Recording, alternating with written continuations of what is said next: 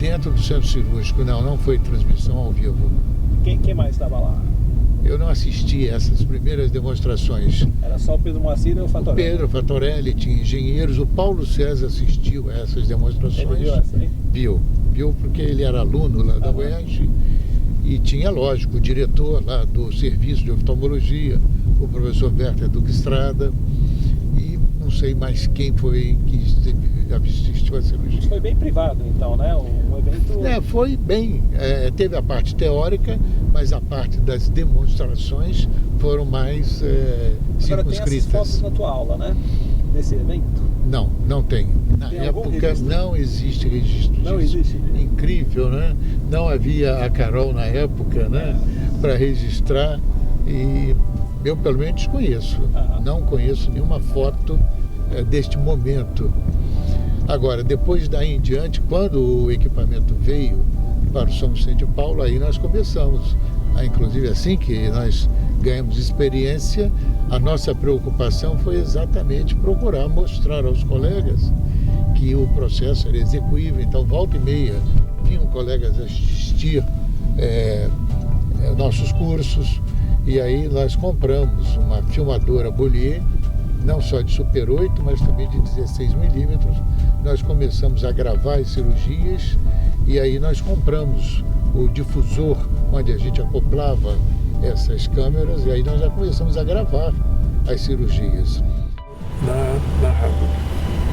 Lá fechada, os caras fechavam, tinha que olhar pela janelinha porque ninguém mostrava a cirurgia. Na verdade, a faca emulsificação quebrou todas os paradigmas, vamos chamar assim, né? Por exemplo, para operar com faca, a primeira coisa que você tinha que ter é um bom microscópio. Ninguém tinha experiência. Eu operava com microscópio, né? Ninguém tinha experiência em microscópio. Todo mundo operava de lupa. Em 79 teve um congresso Congresso Brasileiro em Recife, e a gente comprou um microscópio. Juntei os trocados que eu tinha, comprei um microscópio. E aí fui e comecei a operar tudo com microscópio. Mas tinha noção da faca já, por causa deles, né? Não, da faca ainda não. Ainda não tinha, ainda não pelo que eles faziam. Não, a faca estava começando naquela época com Pedro Moacir, Fatorelli, Padilha, e a gente o via, né? Mas ainda não fazia faca, não.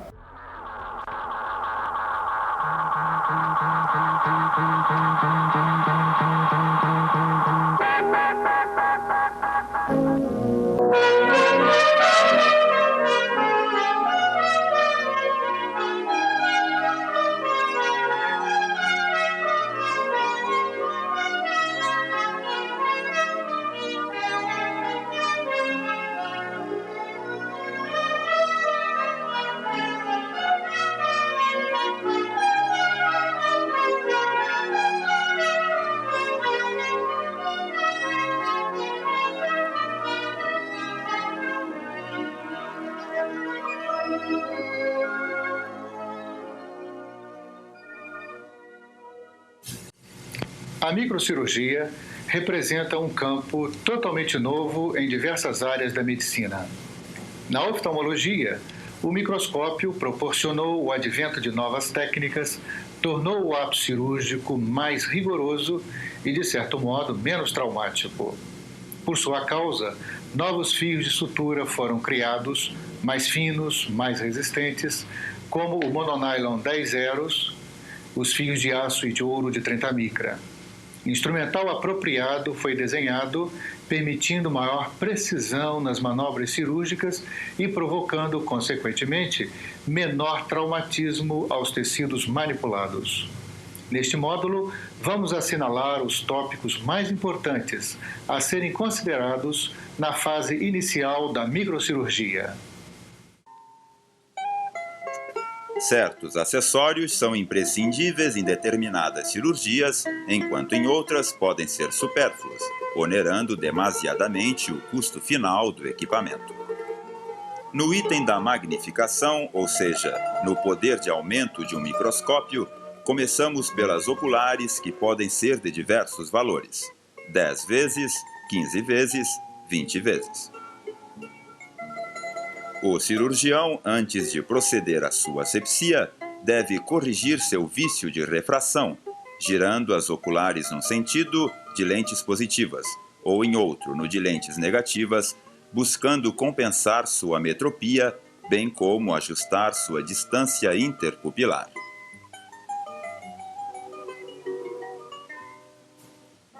Em conjugação com as oculares, vamos encontrar as objetivas, que também podem ser de diferentes valores, 150, 175, 200 milímetros, e vão proporcionar a distância focal adequada para o trabalho das mãos e passagem dos instrumentos.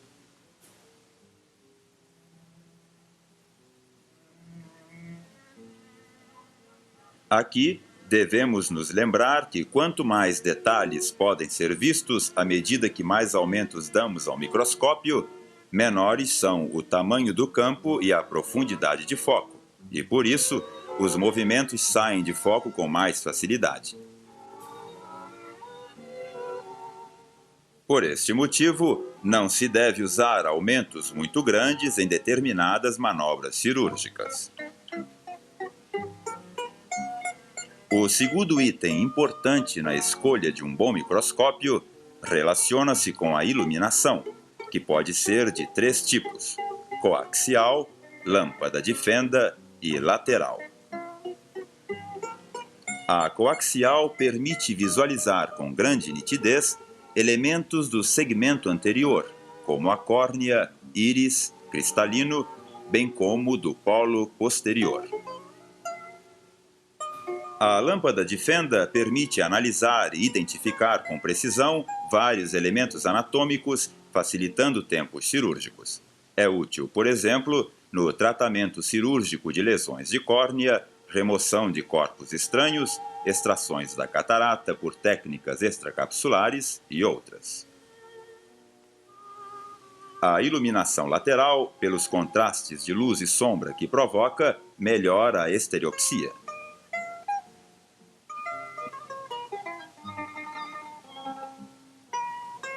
O auxiliar deve compartilhar do campo operatório. A sua colaboração será maior à medida em que ele também possa visualizar as manobras que o cirurgião executa.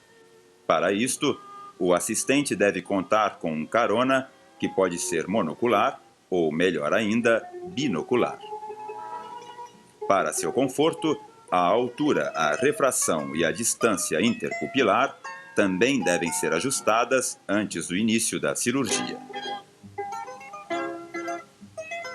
O microscópio deve ser o mais compacto e leve possível.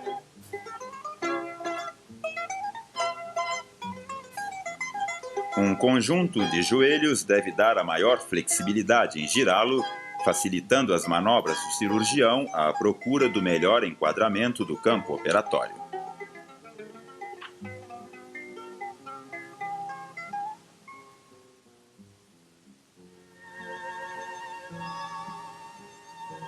Cada vez mais se acentua a necessidade de se documentar os casos examinados e tratados. Para isto, podemos adaptar câmaras fotográficas, de filmar e de TV ao microscópio. Alguns já são dotados de máquinas fotográficas, enquanto em outros há necessidade de se fazer adaptações. Filmadoras Super 8 ou 16 mm podem ser utilizadas com joelhos dotados de fotômetros.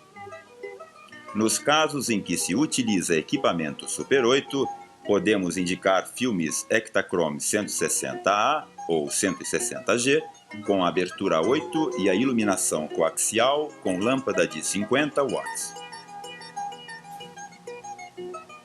Usando-se 16 mm, uma sugestão é utilizar filme 7240 tungstênio 125 ASA Ektachrome. Com o advento do circuito fechado de TV, câmaras de peso mínimo e grande sensibilidade, mesmo com pouca iluminação, têm sido introduzidas junto aos microscópios, abrindo novos horizontes para o ensino e aprendizado através da visualização direta do campo operatório, exatamente o mesmo do cirurgião. Vídeos em 16mm, algum deles era com áudio, será? Será que tinha? Não, a gente não costumava realmente filmar e gravar durante a cirurgia. Em geral, a gente fazia a colocação do som depois. A gente punha trilha musical e um de nós é quem narrava, né, que falávamos da cirurgia. Mas filmar ali na hora, ao vivo, eu não me lembro. Pode ser um filme ou outro tivesse algum som local, né? Mas de modo geral, que estava gravando. Mas em geral a gente não fazia assim. A nossa preocupação era tanta, num primeiro momento, com a cirurgia, que a gente se esquecia, né, do entorno, essas coisas, de estar filmando, documentando. Isso demorou um pouco, até que achávamos que nós precisávamos filmar as cirurgias para poder apresentar nos congressos.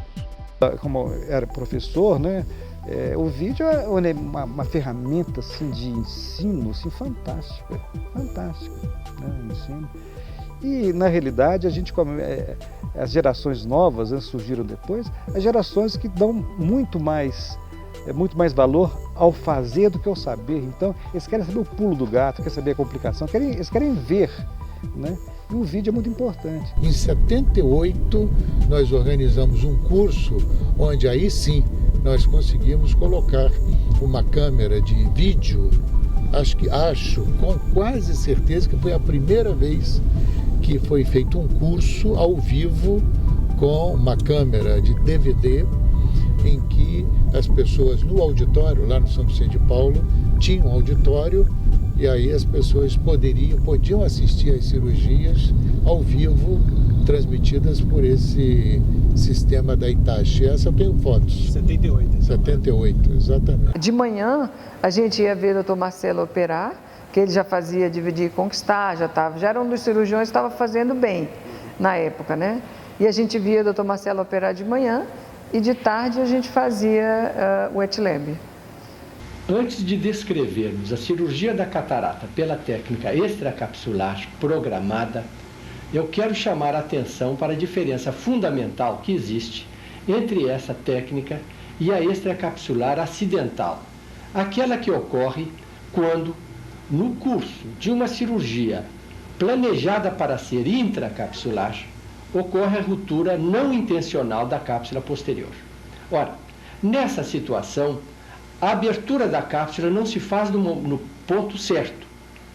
A incisão esclerocorneana é maior. E o que é mais importante de tudo, não há uma remoção total das massas cristalinianas. É uma situação atípica que difere totalmente daquela que nós vamos mostrar nesse programa, depois de uma breve introdução histórica. Foi Daviel, cirurgião oftalmologista em Marsella, França, que sistematizou pela primeira vez, há 230 anos, a técnica da extração extracapsular da catarata. Você chegou a ver lá na clínica aquela quantidade você viu, é muito grande, né? Você aparelha aquela coisa assim histórica, né? Mesmo enquanto ele estava lá no Hospital São Geraldo, que era professor lá da residência, tinha a estrutura lá no auditório lá do São Geraldo. Foi mais ou menos na época que ele estava construindo o prédio. Aí ele fez questão de manter aqui o quarto andar, que é um andar inteiro praticamente, para o auditório, porque tinha muita reunião e tinha muito caso, apresentava muito caso, estava sempre documentando os casos bem. Então ele queria ter um auditório assim, para ter mais gente participando e assim, vendo aquilo ali que estava começando. Né? Os vídeos eu tive a influência mesmo do próprio Bob Osher, né? Bob Osher, de fato, é o maior videomaker do mundo. E naquela época, a divulgação do trabalho pelo vídeo era muito grande, porque depois distribuía pelos cassetes, vendia os cassetes, os VHS, né? Era vendido. Hoje nem precisa mais, hoje tem YouTube, nem precisa mais de nada. Na realidade, que esse YouTube revolucionou. My first exposure to the Brazilians was a wonderful exposure. It was Carlito. Mm-hmm. And Carlito was a fellow at Wills in glaucoma while I was a fellow in neuro-ophthalmology. And we struck up a friendship because both of us were slow and we would stay late to get our work done and we would console each other as being the last two to leave Wills Eye Hospital. Então, eu fiz a faculdade de Ribeirão Preto, da USP de Ribeirão, fiz 2 anos de residência lá, né? E aí fui para o Wills Eye Hospital, fiquei lá em 76, 77, fiquei um ano lá. Nessa época. Você foi fellow junto com o Washer? Ele comentou uma coisa nesse... Junto com o Washer, eu fiz, na verdade eu fiz o fellow de glaucoma com o George Space. E ele estava fazendo o fellow de neurooftalmologia e virou cirurgião de catarata, né? And I also, at that time, attending all of the American Cataract Society meetings, met Paulo Fontes. Paulo Fontes, yes. Who was a wonderful surgeon. I met Miguel Padilla, who was a wonderful surgeon. They were both taking phaco back to Brazil. Washer, cara, Washer é o seguinte, Washer foi uma coisa já bem mais para frente, tá? Bem mais para frente. Aí já estava sedimentado, a gente tinha criado a faculdade, a sociedade, havia cursos. E nós fizemos uma amizade muito boa com o Howard Fine. O Fine sempre foi um cara, muito bacana. E através do Fine e através de outras pessoas, a gente acabou conhecendo o Washer. E nessas conversas, etc, esse meu hobby de pescaria, né? E ele também era pescador. Aí nós começamos a fazer pescaria juntos aqui. Então levamos o Washer para o Pantanal, nós levamos o Washer para a Amazônia. Nós criamos um vínculo assim por causa disso. Aliás, eu entrei no Triple IC por recomendação do Washer, ele é quem me indicou, entendeu? Então aí fez uma amizade muito bacana, mas por causa disso, quer dizer, além da coisa, a pescaria que foi, na verdade, que fez o meio de campo maior com a gente, com ele, entendeu? E ele tinha, acho que ainda tem, né, o Video Journal, e, ele instou a gente a fazer algumas coisas. E eu, na época, estava começando o negócio do óleo de silicone, e eu fiz um vídeo sobre ruptura de cápsula com óleo de silicone, mandei para o Video Journal, depois outras pessoas mandaram o vídeo para lá, e ficou uma relação legal, mas o aprofundamento da amizade foi através da pescaria, que a gente tinha esse hobby em comum. I don't recall the first year I was in Brazil, but whenever I was invited, I went. I went for multiple reasons. Number one is I was very impressed with the intelligence of the Brazilian ophthalmologists. They were innovative, they were curious, they were sometimes stubborn, but it was and they loved to party. and they took me on adventures that were amazing. I got a chance to go into the Pantanal one year, ride horseback. I got a chance to go up the Amazon one year. It was always something very exciting, and I must admit, I've told many people that if I had to pick a country outside of the United States to live in, I think I would go to Brazil. But it was the same no matter where you were, Australia, Germany, Brazil, the early people, whenever you go against the grain and introduce something new, it's not appreciated by those who are ingrained in a comfort zone. So my hat goes off to them, and then of course you had other brilliant surgeons. Virgilio Centurion was also at Bascom Palmer when I met Virgilio. Isso aqui é da ASCRS, os estilizados todos aqui são de... São todos de vídeo, certo? Todos de vídeo, certo, aqui. I also met Fernando Trindade, who was building an outpatient center, the first one, I think, in Brazil. And he was brilliant and wonderful. A grande vitrine era a Askers. A Askers mesmo não existia praticamente, era muito pequena a divulgação grande da Askers, né? Então qualquer trabalho... E olha bem, graças aos vídeos, aliás eu lembro como se fosse hoje, a introdução da Capsulorhexis, em 1985. Qual é que foi? Foi na Askers? Foi na Askers, foi um impacto imenso, né? O vídeo foi do Gimbal lá do Canadá. Foi um vídeo. Um vídeo fantástico mostrando, tem esse vídeo até hoje. O problema é que na curva de aprendizado você tem que ir um pouquinho para trás, você tem que modificar a tua técnica de faco. Isso em primeiro lugar. Em segundo lugar, tem o custo indireto, quer dizer, o sujeito vai ficar na fila para fazer mais lentamente os casos quando aprende, para depois dar um pique, né? A introdução do Phacoshop introdução do IAG, todos por vídeo. Foi na Ascris, não é nem publicado. Photoshop foi na Ascris, Agarrara.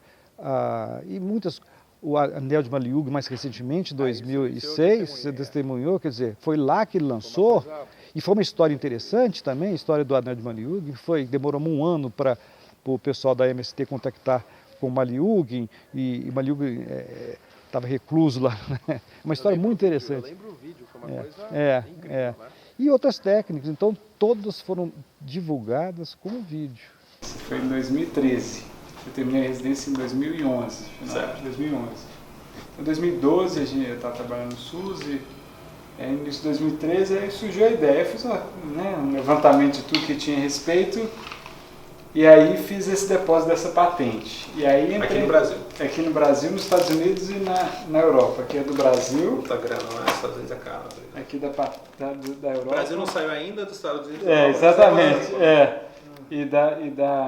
E da Europa. E aí entrei em contato com o pessoal da Mostra, achei que eles não fossem... Você fez a patente antes da Mostra, então? Antes. Que é melhor, mas é exatamente, E aí, acharam que eles não fossem, nem dar muita bola, né? Mandei um e-mail, mas aí acabou que em 2014, quando eu apresentei, que foi muito premiado. Foi esse lá no Rio de Janeiro. Esse foi. Esses dois lá nos Estados Unidos. Eu gosto do troféu. Legal, né? Esse aqui lá na Índia e esse aqui lá em Londres. 1, 2, 3, 4. Meu primeiro prêmio foi em 98. O primeiro? Foi 90... prêmio bom, não o geral, né? Não, o geral, o Grand Prize, né, que chama geral, ganhei 2 vezes na Ascris, um foi em 2000 e o outro 2008. Né? ICL, depois o Watch the Haptic. Watch the Haptic.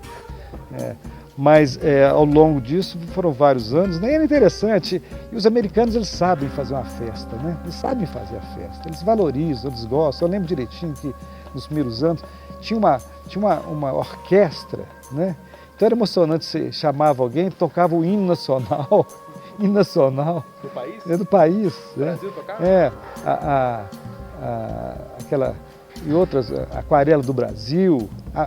Era de fato era uma coisa interessante, né? Você receber um prêmio, ter uma orquestra a tocar a Aquarela do Brasil, é muito emocionante. And I had such a lucky streak. I met Flavio Rezende. I met so many Brazilians and ultimately took 8 Brazilian fellows and traveled to Brazil 10 times to enjoy teaching and learning, because the Brazilian surgeons were superior. They were outstanding.